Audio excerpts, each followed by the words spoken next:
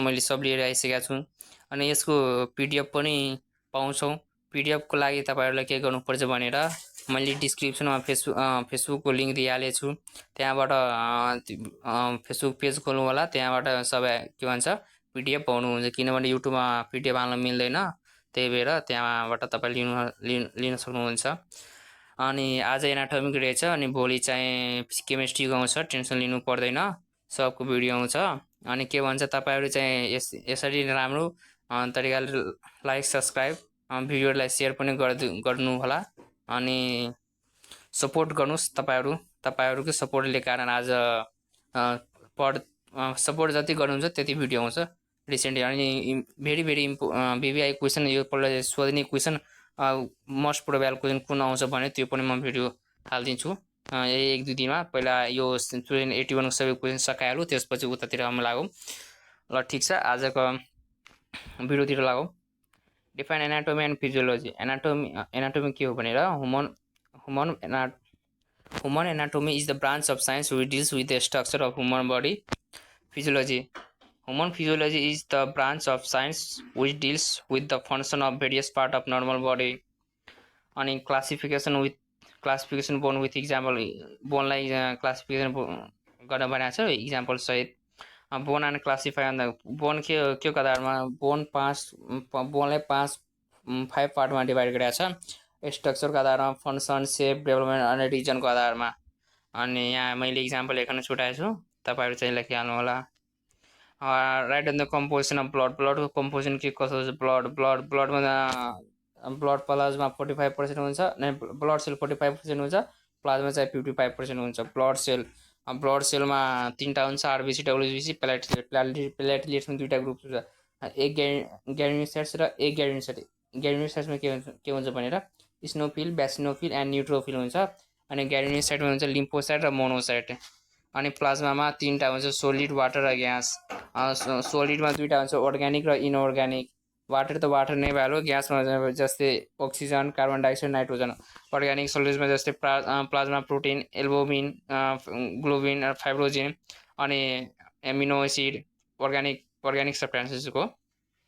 Amino एसिडमा आउँछ essential amino acid र नन इसेन्टियल एमिनो एसिड। यो इसेन्टियल एमिनो एसिड र नन इसेन्टियल एमिनो एसिड त्यो डिफरेन्स बिट्विन केमिस्ट्रीमा आउँछ। मैले इम्पोर्टेन्ट क्वेसन यो पनि सोध्न सक्छ र बोटानीमा पनि चाहिँ डिफरेन्स बिट्विन इसेन्टियल एमिनो एसिड र नन इसेन्टियल एमिनो एसिड यसको डिफरेन्स बिट्विन सोध्ने गरिन्छ।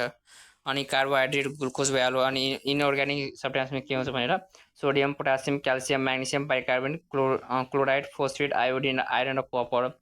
Right on the male reproductive organ. Male reproductive organ के हो? मेल रिप्रोडक्टिभ अर्ग्यान 2टा हुन्छ, एक्सटर्नल अर्ग्यान र इन्टर्नल। एक्सटर्नलमा तपाईलाई आउँछ पेनिस र स्क्रोटम। इन्टर्नल अर्ग्यानमा आउँछ के अरे टेस्टिस, एपिडेमिस, भाषा different, seminal vesicles, prostate gland, urethra and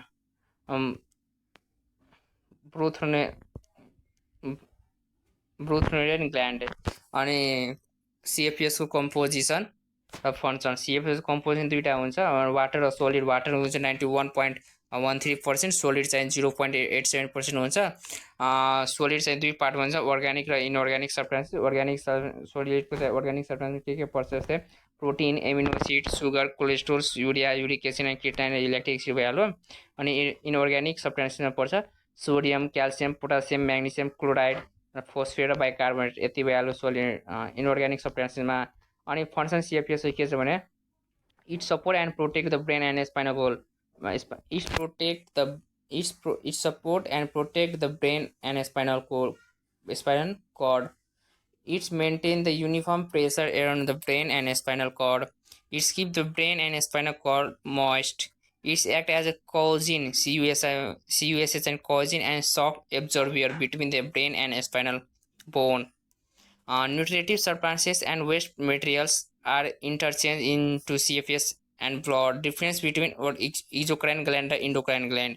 It has duct gland. It has ductless gland. The discharge of the secretion into the duct. The discharge of the secretion directly into the blood. The gland are present near the site of action.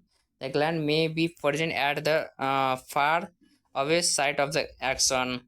अनि the secretion is known as enzyme, the secretion is known as hormone. जस्तै example भइहाल्यो तपाईँलाई exocrine ग्ल्यान्डको salivary gland र gastric gland, अनि endocrine ग्ल्यान्डको pituitary gland, thyroid gland र parathyroid gland. Haemopoiesis भनेको के हो? And write on the side of the haemopoiesis भनेको ब्लड फर्मेसन कहाँ हुन्छ हाम्रो बडीमा। The process of origin of development and maturation of all blood cells in known as haemopoiesis. अनि हेमोपोसिस भनेको साइड भनेको तिनवटा हुन्छ। Foetus less than 2 months yolk sac, 2.5 month liver र spleen, adult life bone marrow. यो तिनवटा किन दिएछ भनेको साइड भनेर, बच्चा जब बेबी के भन्छ फेटस हुन्छ नि गर्भमा, 2 महिनाभन्दा कम हुन्छ नि, अनि त्यसको हेमोपोसिस भनेको ब्लड फर्मेसन कहाँ हुन्छ? यल्क स्याकमा। जब बच्चा 2 महिनाभन्दा बढी या 2 महिनाभन्दा पुगिहाल्छ नि, तब त्यसको ब्लड फर्मेसन कहाँ हुन्छ त्यो बच्चाको बेबीको भनेर लिभर र स्प्लिनमा हुन्छ। अनि एडल्ट लाइफमा, हाम्रो एडल्ट लाइफमा, ह्युमन बिङको एउटा एडल्ट लाइफमा कहाँ हुन्छ ब्लड फर्मेसन? बोन म्यारोमा। यो क्वेसन यो एमसिक्युजमा सोध्छ भनेर त्यही भएर मैले यहाँ लेखिदिएको छु। यो क्वेसन सानो सानो कुराहरू ध्यानमा राख्नु, किनभने एमसिक्युजमा सोध्न सक्छ योपल्ट, 20 मार्कको एमसिक्युज आउँछ योपल्ट। Write on the different bulb present on the heart. हार्टमा कुन कस्तो खालको बल्ब प्रेजेन्ट हुन्छ? एउटा हुन्छ आर्ट्रियो भेन्ट्रिकुलर बल्ब र एउटा semi lunar bulb. Atrio ventricular बल्बमा के हुन्छ? Write atrio ventricle bulb, left atrio ventricle bulb. अनि सेमी लुनाकर बल्बमा हुन्छ दुईवटा बल्ब, पल्मोनरी बल्ब र aortic bulb. Write on the negative feedback mechanism. यसको नेगेटिभ फिडब्याक मेकानिजम भनेर चाहिँ लेख्न, it's is the one to which the system react in such a way as to erase the change or reverse the direction of change after reversing a massage effort, sending a negative feedback signal back to the system and maintain the homeostasis। ठिक छ। अनि यसको भनेको homeostasis mechanism कस्तो हो देखिने लागि इनहिबिसन of TSH हो। इनहिबिसन अफ टिएसएच सेक्रेसन। टिएसएच भनेको थाइरोइड स्टिमुलेटिङ हर्मोन। टिएसएच भनेको थाइरोइड स्टिमुलेटिङ हर्मोन हो, जुन इन्डोक्राइन हर्मोन हो, जसले के हुन्छ जसले थाइरोइड टिएसएच कसले पिट्युटरी ग्ल्यान्डले सेक्रेट गर्छ। जब यो इन्क्रिज हुन्छ नि, increase secretion of thyroxine, the normal level of thyroxine, अनि यसको अपोजिट हुन्छ डिक्रिज भनेको नर्मल लेभल अफ थाइरोक्सिन भन्दा इन्क्रिज हुन्छ या त डिक्रिज हुन्छ। ठिक छ, या त डिक्रिज सेक्रेसन अफ थाइरोक्सिन। अनि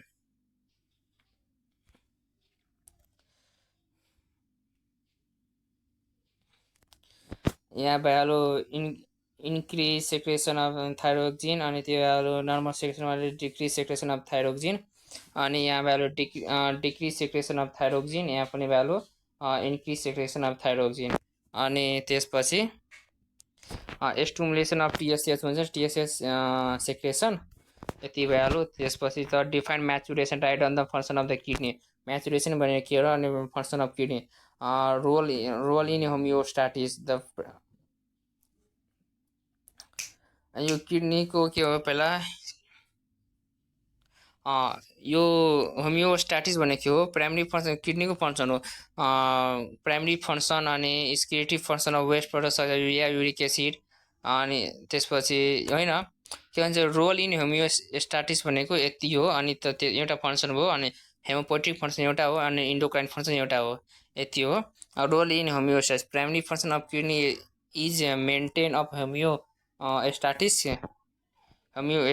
अनि kidney maintain the constant internal environment by urine formation and different kinds of activity.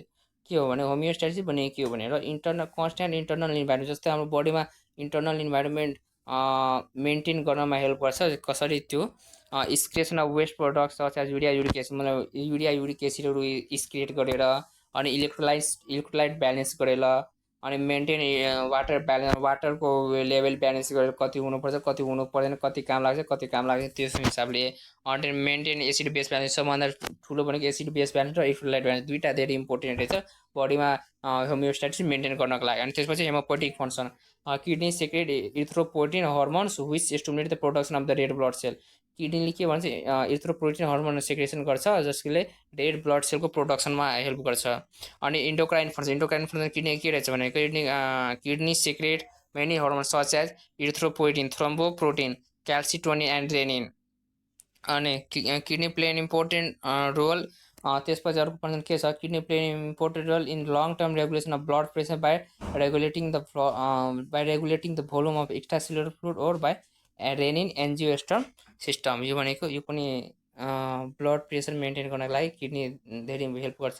अनि regulation of blood calcium regulation of blood calcium level blood calcium level regulation पनि किडनीले help गर्छ। अनि त्यसपछि भन्छ maturation is the process of urine formation by which urine is pass out of the body. Maturation एउटा process हो urine फर्मेसनको लागि जे कि by which urine is pass out of the body, जुन कि युरिन हाम्रो बडीबाट पास हुन्छ। यो म्याचुरेसन डिफिनेसन भइहाल्यो। अनि त्यसपछि के छ, define neuron and neuron define neuron भनेर अनि वेल लेभल डायग्राम न्युरोन भनेर छ। मैले यहाँ डायग्राम बनाएको थियो तर त्यति राम्रो यहाँ फोटो आएको छैन, क्वेसन तपाईँहरू गरिहाल्नु होला, इजी छ। अनि त्यसको यहाँ नेमिङ अलिअलि आएको छ, cell body, dendrite, nucleus, axon, अनि nucleus of Schwann cell, node of Ranvier, अनि एक्जन भइहाल्यो। अनि classify the bone on the basis of सेपको आधारमा बोनलाई क्लासिफाई गर्नु भनेको छ, किनभने बोन कति ग्रुपमा डिभाइड गर्छ, 5 ग्रुपमा। के ग्रुपमा, सेप, स्ट्रक्चर, अनि सेपमा, अनि स्ट्रक्चर, पोजिसन्स, डेभलपमेन्ट र ओरिजिनको आधारमा 5 सब ग्रुपमा डिभाइड गरेको छ। अनि क्लासिफाई इन्टु अनि यहाँ के भन्छ सेपको आधारमा भनेको छ, लङ बोन हुन्छ, अनि त्यसपछि सर्ट बोन हुन्छ, लङ बोन सर्ट बोन दुईवटा हुन्छ, लङ बोन र सर्ट बोन अझै हुन्छ, तर यहाँ मार्क अनुसारले त्यो डिटरमाइन गर्छ कति डिस्क्राइब गर्ने कति नगर्ने।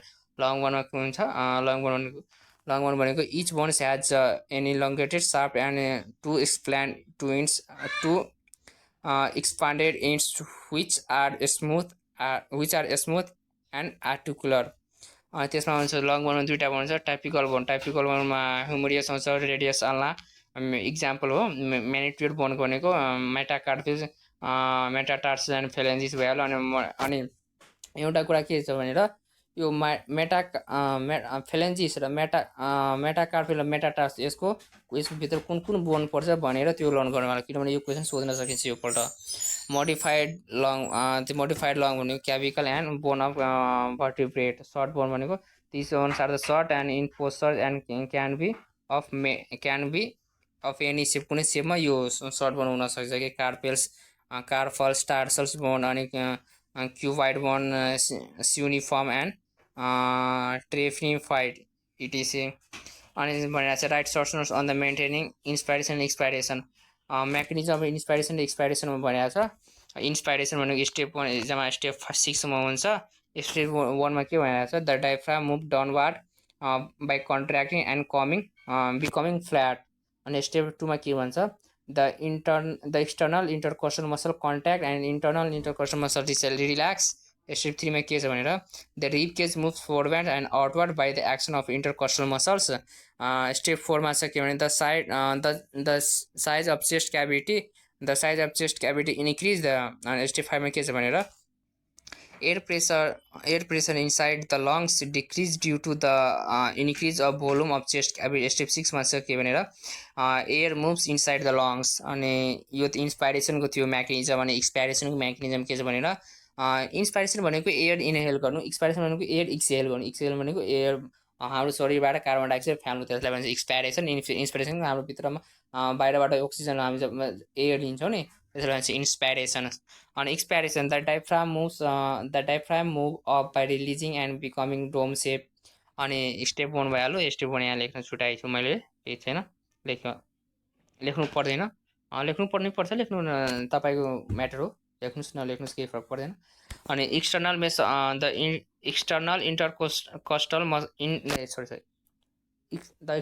इन्टरकोस्टल muscle relax and internal intercostal muscle contact. The rib cage move downward and inward by the action of intercostal muscles. And the size of the chest cavity decrease. Air pressure inside the lungs increase due to the decrease of volume in the chest cavity. Air move out of the lungs अनि carbon dioxide is remove from the lungs. अनि 16 number question के भनेको name the hormones produce by the pituitary gland with their function. हाम्रो pituitary ग्ल्यान्डमा दुईवटा lobe हुन्छ, anterior lobe र posterior lobe. Anterior लोबले जम्मा 6टा हर्मोन सिक्रेट गर्छ अनि पोस्टेरियर लोबले जम्मा 2टा, जम्मा पिट्युटरी ग्ल्यान्डले 8टा हर्मोन सिक्रेसन गर्छ। त्यसमा एन्टेरियर भनेको 6टा भइहाल्यो, पोस्टेरियर भनेको 6टा, पोस्टेरियर भनेको 2टा। Anterior pituitary secrete 6 hormones. त्यो कुन कुन हो? ग्रोथ हर्मोन भइहाल्यो, thyroid stimulating hormone, adrenocorticotrophic hormone, follicle stimulating hormone, luteinising र प्रोल्याक्टिन हर्मोन। यति 6टा भइहाल्यो। यो लर्न गर्नु होला, किनभने यो पनि धेरैपल्ट क्वेसन सोधिरहेको छ, यो पनि सोध्न सकिन्छ। अनि त्यसपछि पोस्टेरियर पिट्युटरी ग्ल्यान्ड, ओक्सिटोसिन र एन्टिड्युरेटिक हर्मोन। अनि यसको फङ्सन के छ भने ग्रोथ हर्मोनको it's responsible for the general growth of the body, general ग्रोथको लागि रिस्पोन्सिबल हुन्छ ग्रोथ हर्मोन। अनि टिएसएच भनेको thyroid stimulating hormone, this hormone stimulate the growth secretory activity of the thyroid. अनि ल्युटिनाइजिङ हर्मोन भनेको it's the responsible for the ओभुलेसनका लागि responsible हुन्छ। अनि प्रोल्याक्टिन भनेको it's act as epithelium cell of mammary gland and cause the production of secretion of milk. Prolactin hormone के भन्छ? मिल्कको सेक्रेसनको लागि रिस्पोन्सिबल हुन्छ। प्रोल्याक्टिन हर्मोनको कारणले मिल्कको सेक्रेसन हुन्छ। अनि physiology of urine formation, urine formation physiology भनेको 3टा हुन्छ। एउटा ग्लोमेरुलर फिल्ट्रेसन हुन्छ, अनि एउटा हुन्छ त्यसपछि सिलेक्टिभ एब्जर्भेसन र एक्टिभ सेक्रेसन। अनि यो के भन्छ, यो फेरि यहाँ रिभ्यालेको छ, यो नपढ्दा हुन्छ, किनभने मैले 2पल्ट यहाँ फोटो अपलोड गरिदिएको छु, त्यही भएर। अनि यो नपढ्दा पनि हुन्छ, किनभने त्यही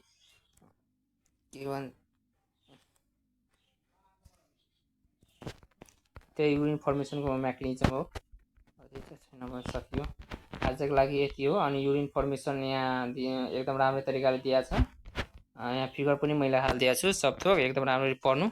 best of luck for your final exam and be prepare and राम्ररी पढ्नु होला।